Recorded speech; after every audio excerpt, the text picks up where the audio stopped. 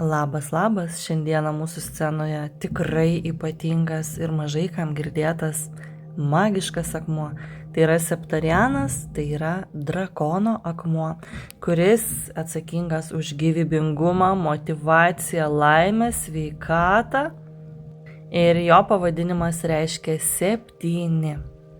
Jisai padės gyvenime rasti naujus kelius, suteikia mums vilties, suteikia tos jėgos ir galios pradėti veikti. Jisai stiprina pasitikėjimą savimi ir savigarbą, bet tuo pačiu ir ramina bei padeda nuo nerimo bei baimių. Jo energija yra grina ir įžeminanti. Kaip matote, yra ir sferos, ir delninukai. Sferos tai yra apskritimas, kurį ką tik matėte, ir štai šitie delninukai.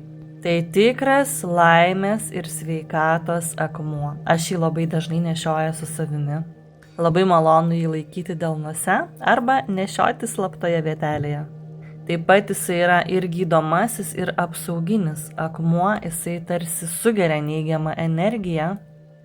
Taip pat pagerins kalbėjimo, komunikacijos įgūdžius ir suteiks jums labai daug jėgų, išlaikys ramybę, nepaisant visų kliūčių. Taip pat jisai garantuoja ramų miegą ir saldžius sapnus visą naktį.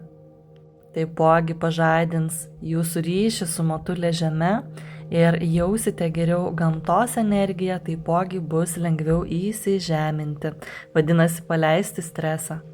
Taip pat jisai suaktyvina ir jūsų šakninę čakrą, vadinasi, padeda jums stabilizuotis ir pabusti iš vidaus. Jeigu nori ir tu, rezonuoja šis septarianas drakono akmuo, laimės, sveikatos, apsaugos akmuo, rasi juos elektroniniai parduotuviai.